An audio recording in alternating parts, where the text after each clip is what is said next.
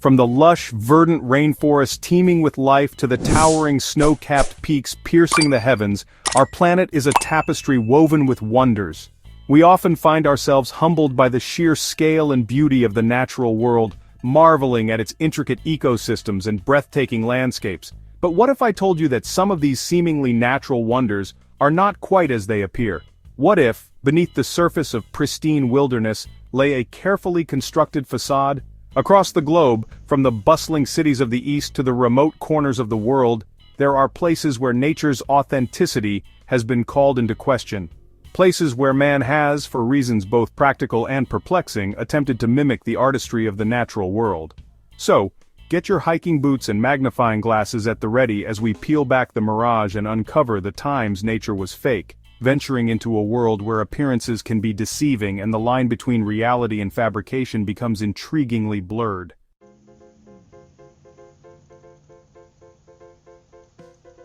Our journey begins in the heart of Shenzhen, China, a sprawling metropolis where towering skyscrapers pierce the sky. Amidst this urban jungle lies the seemingly serene Wunong Mountain, a popular destination for city dwellers seeking respite in nature's embrace. Reaching the summit, hikers are rewarded with panoramic views of the cityscape below, a testament to their arduous climb. Or so they thought. In a discovery that sent shockwaves through the hiking community, the very peak of Wunong Mountain was revealed to be an elaborate illusion.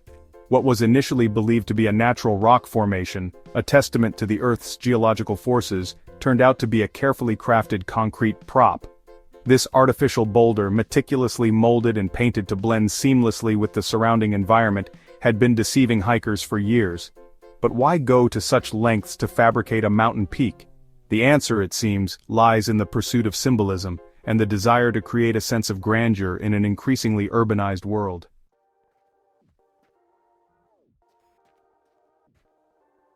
The discovery of the fake boulder atop Wunong Mountain sent ripples through China and beyond, sparking debate about the ethics of such artificial enhancements in natural spaces.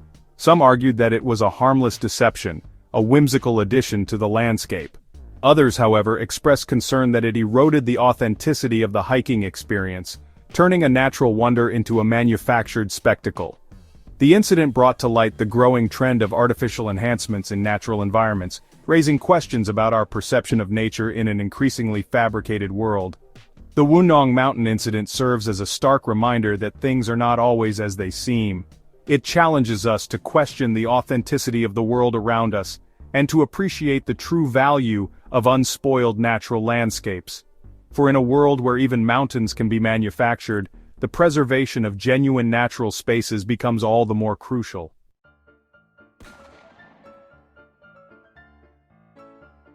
Our next stop takes us to the Southeast Asian nation of Laos, a landlocked country known for its mountainous terrain and lush, verdant landscapes. In recent years, Laos has embarked on an ambitious reforestation program, aiming to restore its once abundant forests that have been decimated by deforestation. However, the pressure to meet environmental targets and showcase progress has, in some instances, led to unconventional methods. In a peculiar turn of events, it was discovered that workers had been tasked with painting entire cliffsides green in a bid to create the illusion of lush vegetation. Armed with buckets of paint and brushes, these individuals meticulously coated the barren rock faces with shades of green, transforming the landscape into a seemingly vibrant tapestry of life. The intention, it seems, was to demonstrate a commitment to environmental restoration, even if the means employed were far from natural.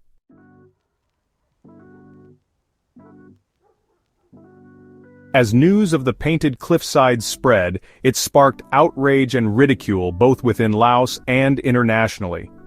Critics argued that this act of greenwashing, while visually appealing from a distance, did nothing to address the root causes of deforestation or promote genuine environmental restoration. The incident also highlighted a similar case in Chongqing, China, where buildings along a hillside were painted green, ostensibly to improve the view for residents.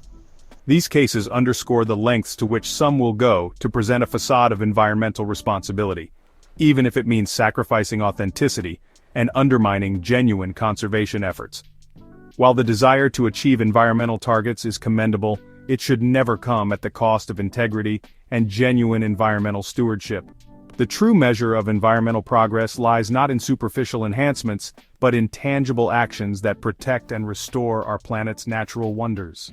The painted cliffsides of Laos serve as a cautionary tale, reminding us that true environmentalism requires more than just a fresh coat of paint. It demands a genuine commitment to sustainable practices, responsible resource management, and the preservation of our planet's irreplaceable ecosystems.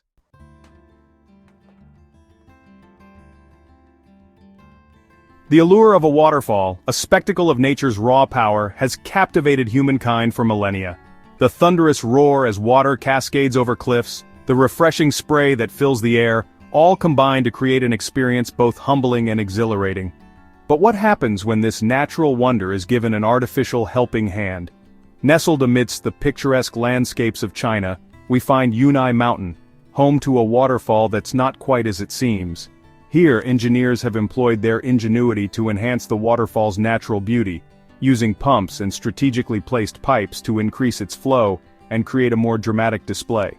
While some might argue that this detracts from the waterfall's authenticity, others see it as a way to improve upon nature's artistry, making it more accessible and visually stunning for visitors. This practice of embellishing natural wonders extends beyond waterfalls. In Xinjiang's Urumqi National Park, a poster advertising the majestic Curtain Waterfall promised a breathtaking sight. But upon closer inspection it was revealed that the image had been doctored, the waterfall digitally enhanced to appear larger and more impressive than it truly was. These instances raise intriguing questions about our relationship with the natural world and the lengths to which we'll go to create the illusions we desire. Is it acceptable to enhance nature's beauty, even if it means sacrificing authenticity? Or should we strive to appreciate these wonders in their unadulterated state, accepting their imperfections as part of their inherent charm?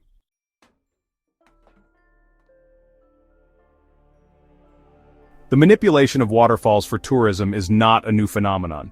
Throughout history, humans have sought to harness and control nature's power, often for aesthetic or economic gain. From the cascading fountains of Versailles to the elaborate water features of modern theme parks, the desire to recreate the splendor of waterfalls is a testament to their enduring allure. But while these man-made creations can be impressive in their own right, they often lack the raw, untamed beauty of their natural counterparts.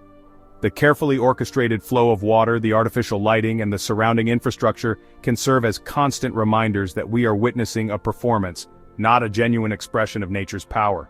In a world increasingly dominated by technology and artificiality, it's easy to understand the desire for authentic experiences in nature. The sound of a rushing waterfall, the feel of mist on our skin, the sheer scale and power of these natural wonders can evoke a sense of awe and wonder that is hard to replicate. Yet, as we've seen, even these seemingly pristine environments are not immune to human intervention. The line between appreciating nature and manipulating it for our own purposes can be blurry, and it's a line we must tread carefully if we want to preserve the authenticity of these precious spaces for generations to come.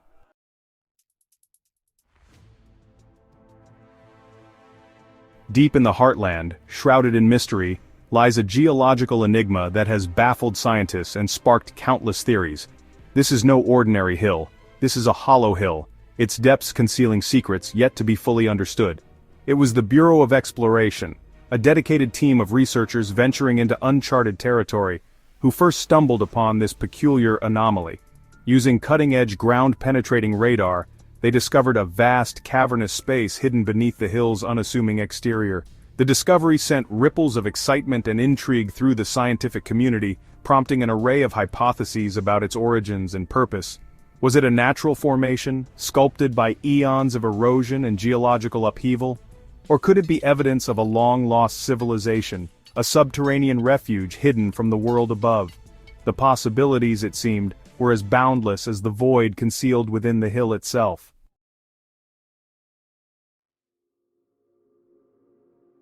Some speculate that the hollow hill was once a bustling hive of activity, a subterranean city teeming with life. Legends whispered through generations speak of a hidden world beneath our feet, a refuge from natural disasters or perhaps even invaders. Could this hollow hill be the remnants of such a place, a testament to the ingenuity and resilience of those who came before us? Others believe the explanation lies not in human hands, but in the raw power of nature itself. they propose that the hollow hill is a product of volcanic activity, a magma chamber long since emptied and collapsed upon itself. The surrounding geology lends credence to this theory, with evidence of ancient eruptions etched into the very fabric of the land. Despite the meticulous efforts of the Bureau of Exploration and the tireless work of countless researchers, the true nature of the hollow hill remains elusive. It stands as a stark reminder of the mysteries that still lie hidden within our planet, waiting to be unearthed and understood. The hollow hill serves as a powerful symbol of the unknown, a testament to the boundless capacity of both nature and human imagination. And as we continue to explore its depths, both literally and metaphorically, we inch closer to unlocking the secrets it holds and unraveling the enigma of its existence.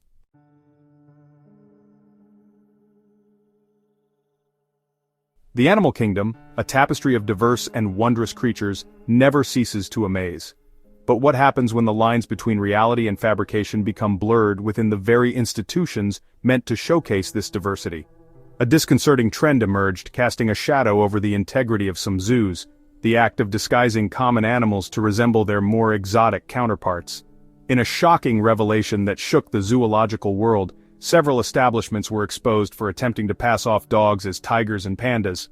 These canines, often stray or abandoned animals, were subjected to the indignity of having their fur dyed to mimic the distinctive markings of their wild counterparts. The motive? To deceive visitors, bolstering attendance with the allure of rare and endangered species, all while cutting corners and compromising ethical standards. The audacity of these actions sparked outrage among animal welfare advocates and the public alike. Zoos, long considered places of education and conservation, were now under scrutiny for perpetuating a culture of deception for financial gain.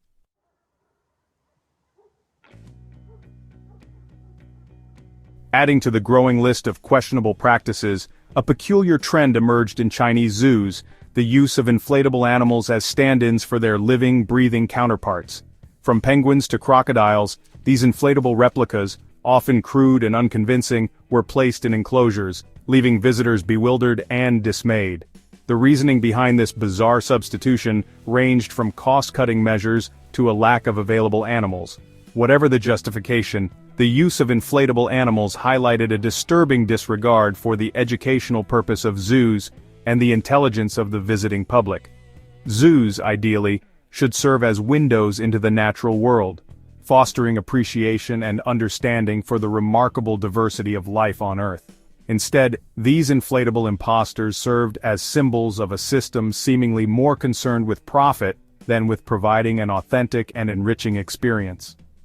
The presence of these lifeless imitations within environments meant to celebrate the vibrancy of the animal kingdom sparked a conversation about the very essence of zoos and their responsibility to both the animals in their care and the public they serve. The use of dyed dogs and inflatable animals exposed a darker side to the world of zoos, a stark reminder that the pursuit of profit can sometimes overshadow the ethical treatment of animals and the importance of authenticity. These incidents serve as cautionary tales, urging us to demand transparency and integrity from institutions entrusted with the care and exhibition of the natural world.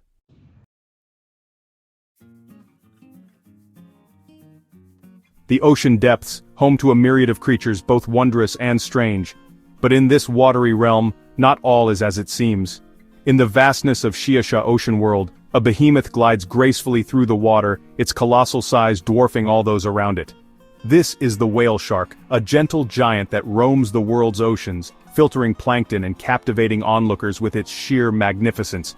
Yet as we observe this awe-inspiring creature, a startling truth emerges. This magnificent specimen, this titan of the deep, is not what it appears to be. It is in fact a marvel of modern engineering, a robotic replica, meticulously crafted to mimic its living counterpart. The creation of this mechanical marvel raises intriguing questions about our relationship with the natural world. Is this a harmless attempt to recreate the magic of the ocean? To educate and inspire awe in those who may never encounter a real whale shark in the wild? Or does it represent a blurring of the lines between reality and artifice, a sign that our desire to control and manipulate nature has reached new depths?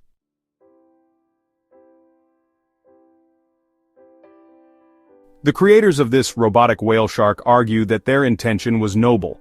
With dwindling populations of these gentle giants in the wild, threatened by overfishing and habitat destruction, they sought to offer a glimpse of these magnificent creatures without further endangering them. The robotic replica, they contend, serves as a powerful educational tool, raising awareness about the plight of their living counterparts and inspiring conservation efforts. It allows visitors to witness the grace and grandeur of the whale shark up close, fostering a sense of wonder and respect for these ocean giants. However, critics argue that this technological marvel, while impressive, raises ethical concerns. They question whether a robotic replica can ever truly replace the awe and wonder of encountering a living, breathing creature in its natural habitat. Some fear that this artificial creation may desensitize us to the very real threats facing marine life, lulling us into a false sense of security while the oceans continue to suffer. It is a debate that is likely to continue, prompting us to examine our responsibilities towards the natural world and the ethical implications of our technological advancements.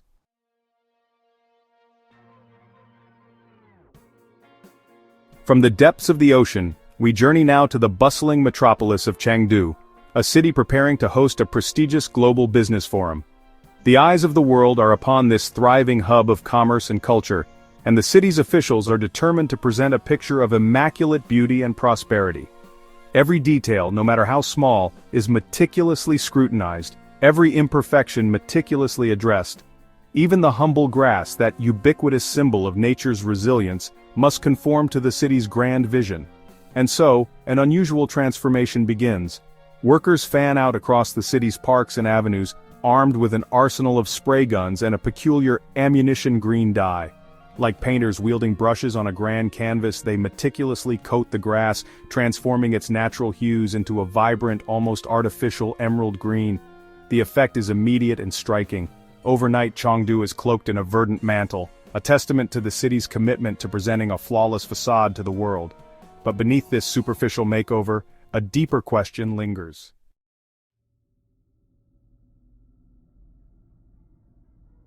The use of green dye on grass, while seemingly harmless, raises questions about our perception of nature and the lengths to which we will go to control it. Is this simply a harmless cosmetic enhancement, a way to enhance the city's aesthetic appeal? Or does it represent a deeper insecurity, a desire to mask the imperfections of the natural world and present a sanitized, idealized version of reality? The citizens of Chengdu, accustomed to the city's rapid transformation, seem unfazed by this unusual beautification project. For them, it is simply another step in the city's relentless pursuit of progress and modernization. But for the discerning observer, the green-tinted grass serves as a subtle reminder of the fine line between artifice and authenticity. It prompts us to question the true meaning of beauty and whether our attempts to control and manipulate nature ultimately diminish the very qualities we seek to enhance.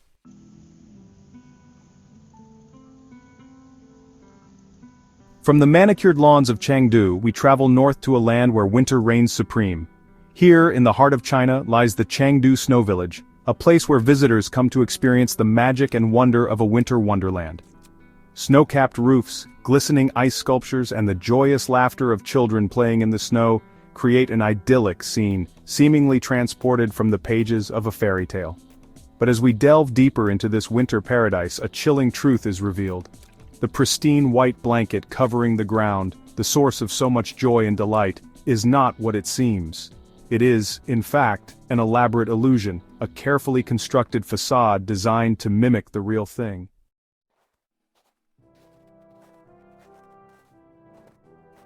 The creation of this artificial winter wonderland was met with mixed reactions. Proponents praised the ingenuity of the project, highlighting its ability to bring the joy of snow to a region where natural snowfall is often limited.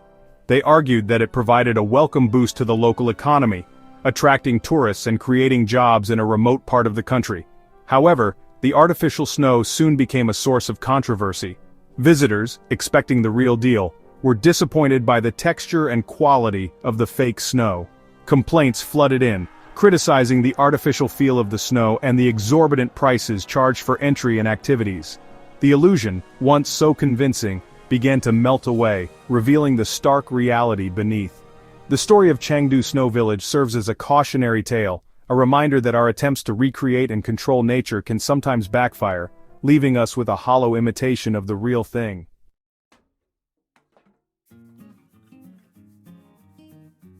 From grand waterfalls to snow-capped peaks, we've journeyed through a series of manufactured natural wonders, but our exploration of artifice in the natural world doesn't end there. In 2008, the town of Novi Sad in Serbia found itself preparing for a significant event, a visit from the then Russian president, Dmitry Medvedev. The town, eager to present itself in the best possible light, decided to spruce up its appearance. But this wasn't a simple case of planting flower beds or repainting benches. Instead, they embarked on a rather peculiar project. The authorities, in their quest to create an image of vibrant greenery, resorted to an unusual tactic. They meticulously clamped fresh branches onto the existing trees lining the streets. This bizarre attempt to mask the natural cycle of autumn, with its shedding leaves, reveals a deeper fascination with projecting an image of manufactured perfection. This act, though seemingly harmless, raises questions about our relationship with the natural world. Why do we feel the need to conceal the natural processes of decay and renewal? Is it a reflection of our own insecurities, our desire to present a flawless facade to the world?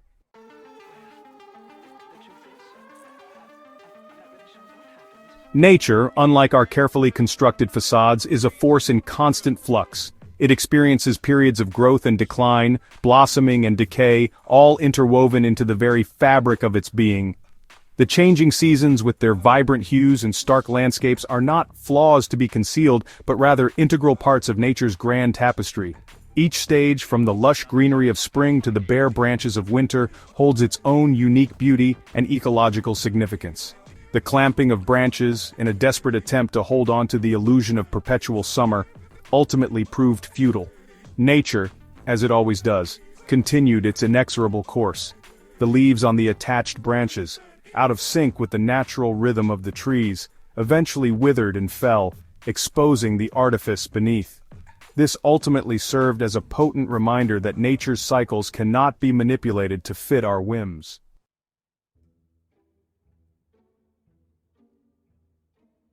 Our journey into the realm of manufactured nature now takes us to the skies, where even the weather itself is not immune to human manipulation.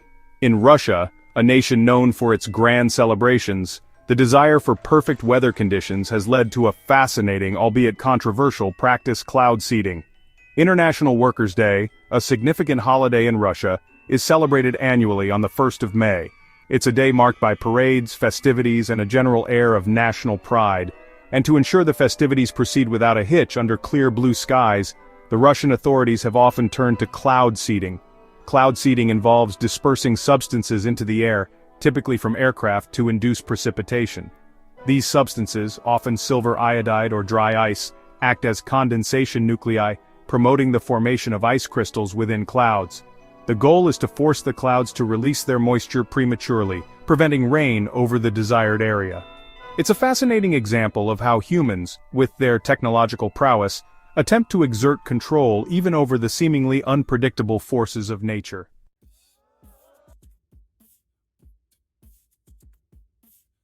While the desire for sunshine on a day of celebration is understandable, the practice of cloud seeding raises important ethical considerations. Critics argue that it represents an attempt to manipulate nature for human convenience, with potentially unforeseen consequences. Furthermore, the effectiveness of cloud seeding remains a subject of debate within the scientific community. Some studies suggest it can have a modest impact on precipitation, while others argue its influence is negligible. Despite these concerns, cloud seeding continues to be employed by various countries around the world, not just for special occasions, but also for agricultural purposes and drought mitigation. It serves as a stark reminder of our complex and often contradictory relationship with the natural world, where we strive to both control and coexist with the forces that shape our planet.